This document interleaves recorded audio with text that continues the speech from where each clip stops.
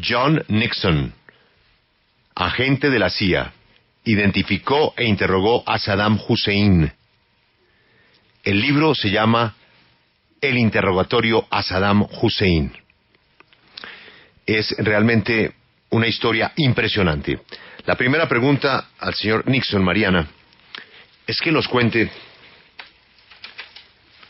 cómo era Hussein. ¿Qué tipo de ser humano era Hussein? Mr. Nixon, welcome to our show. We would like to know, what was Saddam Hussein like? He was a man of many contradictions. He could be very nice, very charming, very polite, and he could also be very nasty. And as you got to know him, he could become very nasty and vicious and very and a little scary at times. Era un hombre de muchas contradicciones, podría ser encantador, muy sutil en su manera de relacionarse con las personas, pero también podía ser muy vicioso, le daba susto un poco al señor Nixon, y también podía llegar a ser muy desagradable. Si Saddam Hussein no hubiera caído, ¿cree usted que existiría el ISIS y el Estado Islámico? The million-dollar question: if Saddam Hussein would have never fallen the way he did, would we have seen the rise of ISIS? In my honest opinion, the answer is no. Saddam felt very threatened by Sunni Islamic extremists and did everything he could to suppress the danger that they posed to his government. En su opinión, no hubiera existido el ISIS. Saddam tenía, digamos, una alergia al extremismo suní del islamismo y hizo todo en su poder para exterminarlos. Y siguiendo en la misma línea, ¿fue un error la invasión a Irak? Y Saddam Hussein era sin duda un dictador brutal, pero él cree que la región estaría mejor sin la guerra de Irak. Was it a mistake from the United States to invade Iraq? I mean, he's no doubt, or was no doubt, a ruthless leader in many aspects, but would the region be in a better state today? 13 years after our invasion, I can say unequivocally that it was a mistake of monumental proportions. Un error de proporciones monumentales, Félix. Sin embargo, Mariana, pregúntele, manifestó también que el gobierno de Bush, de George W. Bush, tenía la intención de atacar Irak, incluso antes de los atentados del 11 de septiembre. ¿Por qué razón? ¿Por qué en los planes de los Estados Unidos y del gobierno de George W. Bush estaba atacar Irak, sino que utilizaron el 11 de septiembre pues como una excusa? There have been sort of assertions that the government of George W. Bush wanted to invade Iraq even before 9/11. Why did Bush's government want to do that? And do you just believe that 9/11 was a pretext, was an excuse to finally attack? Well, when the Bush administration came into office, I believe that they thought that Saddam Hussein was unfinished business, that this was a problem that at some point they were going to have to take care of. However, after 9/11, that supposition became a certainty. And really, Saddam Hussein's fate was sealed on that day. I think the decision took hold that we have to get rid of this guy. Ironically, Saddam Hussein thought 9/11 was going to bring the United States and Iraq closer together, because he thought that the United States would clearly see that they both had the same enemy, Islamic extremists, and that they could work together to defeat them. Cuando el presidente George W. Bush llegó a la presidencia de Estados Unidos, digamos que su gabinete, él pensaba en que Saddam Hussein era un asunto que tenían que resolver eventualmente. simplemente era un problema para ellos en la región y lo tenían que arreglar. Los atentados terroristas del 9/11 fueron el momento decisivo que dijeron, listo, ya, lo tenemos que arreglar ya mismo. Pero lo irónico que nos dice el señor Nixon es que Saddam en verdad pensaba que esos ataques terroristas lo iban a acercar más a Estados Unidos porque tenían un enemigo en común, que era el islamismo extremista. Entonces, que Saddam estaba un poco confundido por lo que estaba pasando. Y de acuerdo, digamos, a esas líneas, yo también quisiera saber entonces, porque ¿qué pensaba Saddam en verdad de los Estados Unidos? O sea, si él tenía la esperanza que se acercaran un poco los dos países, ¿cuál era su interpretación o su imagen sobre Estados Unidos? Mr. Nixon, can you then tell me, based on your experience interrogating Saddam Hussein, what was his opinion and thought about the United States then? Because if you're saying that he hoped they would come closer together after the 9/11 attacks, then he must have had a completely different image of the U.S. than what we think. Yes, he did. Saddam was very ignorant of the United States. As ignorant of the United States as the Bush administration was ignorant of Iraq. Saddam did not understand the United States, and this became apparent whenever I tried to explain to him U.S. attitudes towards his regime. He would get this puzzled look on his face and say, "But why? But why is that?" And Saddam was not a very intelligent person when it came to understanding international relations. Saddam's great strength was understanding the people of his country, and that he understood very well. But he didn't understand other countries, and he didn't understand international relations well. Bueno, digamos que el problema era que Saddam era muy ignorante con respecto a los Estados Unidos. No tenía ni idea qué era lo que pasaba, qué era lo que pensaba el señor Bush, nada. Entonces, para él, de nuevo, simplemente existía la posibilidad de combatir el extremismo en el Islam y, bueno, no entendía, digamos, los otros países. Además, no era muy inteligente, nos dice el señor Nixon, y por eso le faltó percibir la verdadera amenaza que podía llegar a ser los Estados Unidos. Oiga, ¿cómo tramaron ustedes, la CIA incluida, la historia de las armas de destrucción masiva que fueron la excusa para atacar el país? So how did you come to digest sort of this story that was created, including by the CIA, about the existence of weapons of mass destruction in Iraq? Are you asking me why did we believe in weapons of mass destruction? Yes. Okay. We in the intelligence community felt that there was a mountain of information that pointed in the direction of him pursuing a weapons program. It was not only the United States, but every other intelligence agency as well that we talked to about this sort of thing also agreed with this. I never heard anybody within the intelligence community ever question that there was weapons of mass destruction or that he was pursuing this program. However, one of the things that I learned during the debriefing was, of course, that Saddam said that he didn't have these weapons and that he wasn't working towards getting them. However, one of the problems with Saddam, and I need to explain this to you, one of the problems with Saddam is that he was so secretive and so suspicious of outsiders. And in talking to him, even when he was telling the truth, you couldn't help but feel that he was lying because he was so secretive. This was his strength, but it was also his weakness as well. Bueno, la verdad es que hay que recordar, Rafa, que no solamente fue la inteligencia de los Estados Unidos las que pensaron que tenían estas armas de destrucción masiva, sino también todos los sistemas de inteligencia de alrededor del mundo. Antes de la invasión a Irak nunca se encontró con ningún experto de inteligencia que cuestionara esa suposición, que ahí habían armas supremamente destructoras.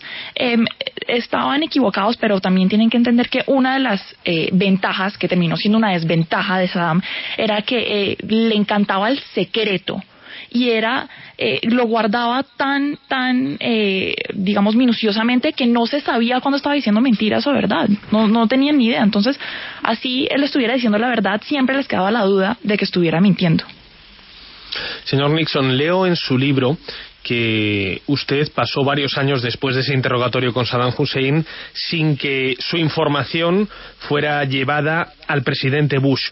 Mi pregunta es, ¿de qué sirve una información de inteligencia si no es recibida y analizada para el presidente de los Estados Unidos?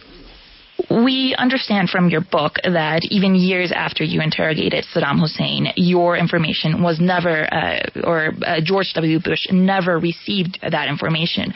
So what is it worth then? What's the point of having such a senior CIA agent such as yourself if his analysis and information can never reach the president? Well, there's got to be a will to want to hear the information. And the Bush administration only heard what it wanted to hear. It never sought alternative analysis. It never wanted to hear anything that contradicted their own political line. And therefore, they just... And to be fair, once Saddam was captured, the Bush administration basically moved on at that point. They didn't really care anymore about Saddam Hussein because really the whole reason for the war itself was to remove him from power. And once that was accomplished, they wanted to move on. And unfortunately, Iraq was only getting started in terms of becoming the disaster that it became. Bueno, tiene que haber una voluntad para poder, oír esa información y desafortunadamente nos cuenta el señor Nixon que Bush no la tenía. El señor Bush solo oía lo que quería oír, lo que, verificara su versión de la historia. Él nunca pensó que podía haber un análisis alterno al que le habían dado todos esos tiempos o que contradijera, sus políticas en Irak. Y para el momento en el que ya habían capturado al señor Hussein, ya ellos simplemente querían terminar ese asunto y ya salir de Saddam y ya, ya consideraron que acabaron con lo que tenían que hacer, su meta estaba cumplida y por ende no querían oír nada más. Yo quisiera preguntarle sobre el proceso de elección, ¿cómo llega él a entrevistar a Hussein entre tantos investigadores? How were you chosen to interrogate Saddam Hussein amongst so many other CIA agents or intelligence agents? Well, I was well known in the intelligence community as being an expert on Saddam because I had studied him almost exclusively when I worked as an analyst at headquarters, and I was asked to go out to Baghdad in 2003 to work with the military special forces who were trying to find Saddam. And then once he was captured and it was decided that we would begin debriefing him, I was chosen by CIA leadership to be the subject matter expert in the interrogations. So it was partly because of my hard work, and also it was partly because I put myself in the right place at the right time.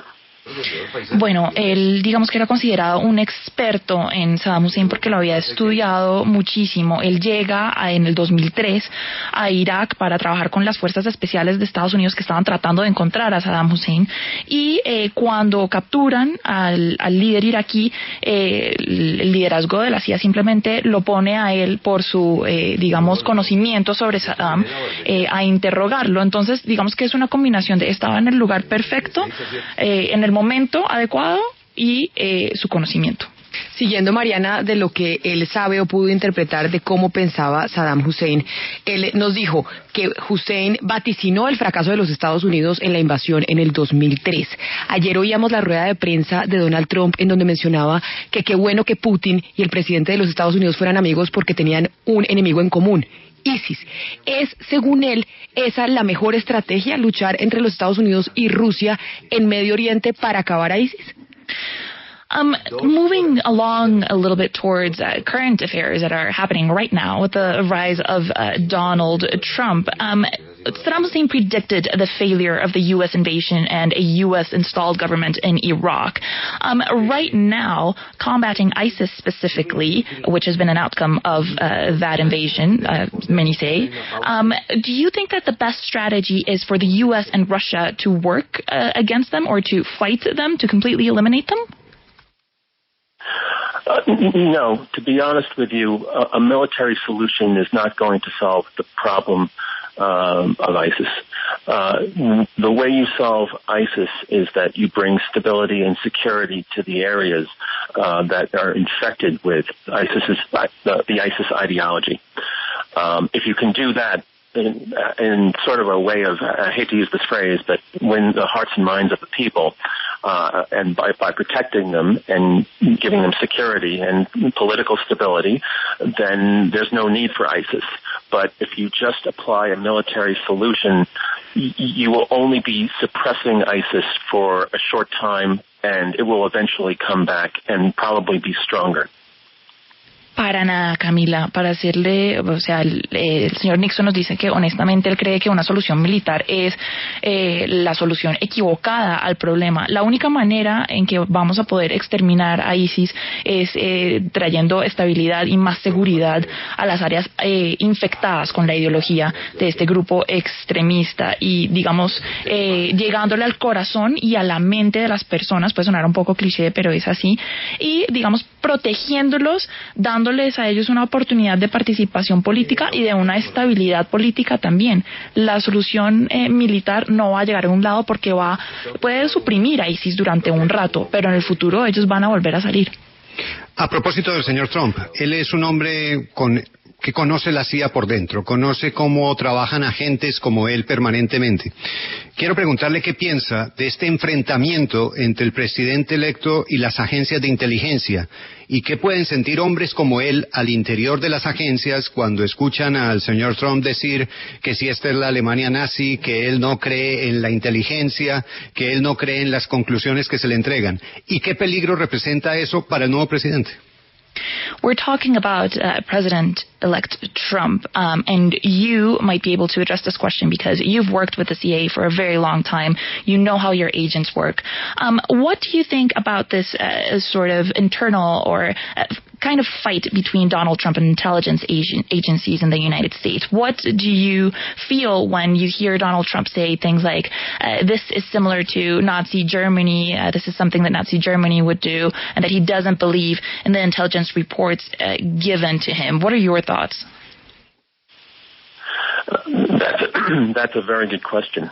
I think that what is happening right now is terrible. And the president needs to have the support of the intelligence community, and the intelligence community needs to have the support of the president.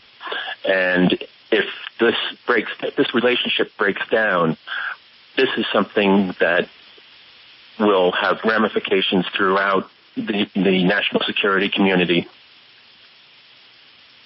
Hello? Hi, yes, Mr. Nixon. I'm sorry. I am very disturbed by what I'm hearing, and I'm hoping that it will stop soon, this selective leaking of information, but it is very damaging to the United States and to our position in the world, and really it could get much worse if it is allowed. All right, Mr. Nixon. Well, thank you so much for your time. It was great having you on our show. Oh, well, thank you. The pleasure's been all mine. Es absolutamente terrible. El presidente de Estados Unidos necesita tener el apoyo de la comunidad de inteligencia de los Estados Unidos y viceversa. Entonces, si esta relación se quiebra de alguna manera, digamos que va a tener consecuencias para la seguridad nacional. Él está muy preocupado por lo que está pasando.